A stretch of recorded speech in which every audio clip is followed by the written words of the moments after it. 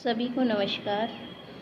स्वागत है आपका आज की +1 पॉलिटिकल साइंस क्लासेस में। जैसा कि आप जानते हैं हम लेसन 2 पे चल रहे थे और लेसन का नाम है स्वतंत्रता।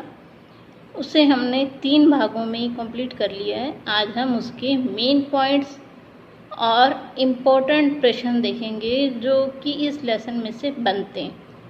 तो आइए शुरू करते हैं हम अपना आज का टॉपिक।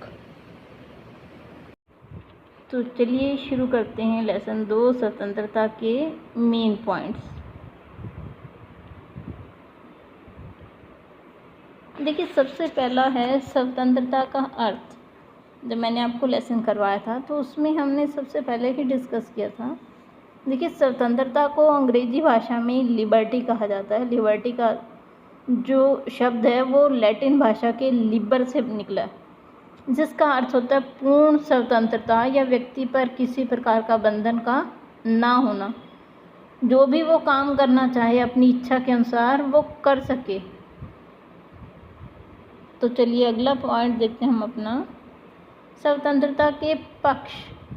लेसन समझाते हुए आपको बताए गए थे कि स्वतंत्रता के 2 पक्ष हैं। सबसे पहला नकारात्मक स्वतंत्रता और दूसरा सकारात्मक स्वतंत्रता। जो नकारात्मक स्वतंत्रता है वो क्या कहती है कि व्यक्ति की स्वतंत्रता पर कोई प्रतिबंध नहीं लगना चाहिए, चाहे वो जैसा भी कर रहा है उसे करने दिया जाना चाहिए। लेकिन जो दूसरा सकारात्मक पक्ष है वो कहता है कि स्वतंत्रता व्यक्ति के व्यक्तित्व का विकास के लिए आवश्यक है, लेकिन उसे सब कुछ करने की आज़ादी तो हो, लेकिन वो दूसरों को हानि ना पहुंचाए। इस तरह के कुछ उसमें कोशिशें की जानी चाहिए, मतलब इस तरह के कुछ प्रावधान किए जाने चाहिए कि व्यक्ति दूसरे की स्वतंत्रता को हानि ना पहुंचा सके। तो देखिए हमने स्वतंत्रता के 2 पक्ष देखे, नकारात्मक और सकारात्मक। नकारात्मक क्या कहता है कि व्यक्ति पर किसी प्रकार का कोई प्रतिबंध ना हो, जो करना चाहे उसे करने की पूरी आज़ादी दी जाए। लेकिन सकारात्मक क्या कहता है कि व्यक्ति पर कुछ प्रतिबंध होने चाहिए ताकि वो दूसरों को हानि ना पहुंचा सके। अगला देखते हैं हम। अगला है स्वतंत्रता के रूप। देखिए स्वतंत्रता के बहुत से रूप हो सकते हैं, ठीक है जी, जिनमें से कुछ है प्राकृतिक स्वतंत्रता। प्राकृतिक स्वतंत्रता मतलब मनुष्य ने प्रकृति ने सभी मनुष्यों को समान बनाया है, उनमें किसी तरह का भी भेदभाव नहीं किया है। दूसरी है नागरिक स्वतंत्रता, जो हमें किसी देश का नागरिक होने के नाते पर मिलती है, वो स्वतंत्रता। तीसरी है राजनीतिक स्वतंत्रता, मतलब हम जिस मर्जी पार्टी को सपोर्ट करें, जिस मर्जी पार्टी को वोट दें, उसमें किसी का भी कोई रोक टोक नहीं होनी चाहिए। चौथी है आर्थिक स्वतंत्रता। आर्थिक स्वतंत्रता क्या होती है? काम से संबंधित स्वतंत्रता, मतलब हम अपना जीवन यापन करने के लिए कोई भी काम करना चाहें वो कर सकें और सभी को समान काम के लिए समान वेतन दिया जाए। मान लो एक टीचर है, आप एक को 5,000 तनख्वाह दें, एक को 7,000 दें, तो वो गलत है। देखिए समान काम समान वेतन, वो प्रावधान होना चाहिए। अगली है नैतिक स्वतंत्रता। ये मॉरल ड्यूटी से संबंधित होती है कि हमें अपने माँ बाप की सेवा करनी चाहिए, उस पर किसी की कोई दखल अंदाजी नहीं होनी चाहिए। नैतिक स्वतंत्रता ये है कि हमें अपने छोटों से प्यार करना चाहिए।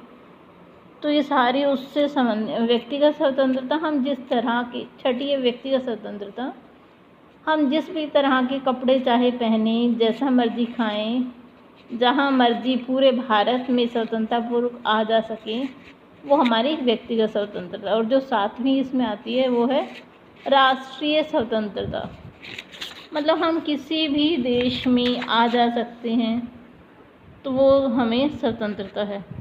अगला देख लेते हैं हम, स्वतंत्रता और कानून में संबंध। दोनों में गहरा संबंध है। देखिए दोनों में गहरा संबंध है। अगर कानून नहीं होगा ना तो स्वतंत्रता का कोई उद्देश्य ही नहीं रह जाएगा। कानून है तभी स्वतंत्रता हमें मिली हुई है।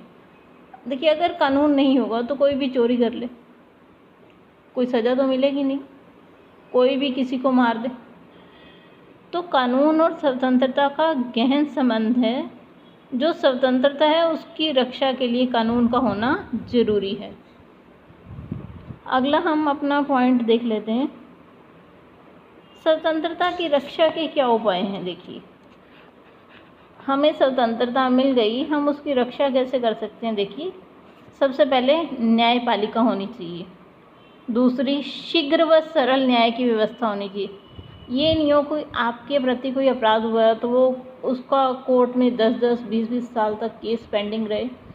तो जो न्याय है वो भी सरल और शीघ्र व्यवस्था होनी चाहिए। सभी को समान अधिकार होने चाहिए। निष्पक्ष प्रशासन होना चाहिए। ये नहीं हो कि एक के साथ तो बहुत अच्छा सा व्यवहार करे, दूसरे के साथ नहीं।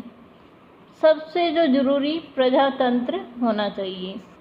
तो देखिए, ये इस लेसन के मेन पॉइंट्स थे जो मैंने आपसे डिस्कस कर रही हूँ।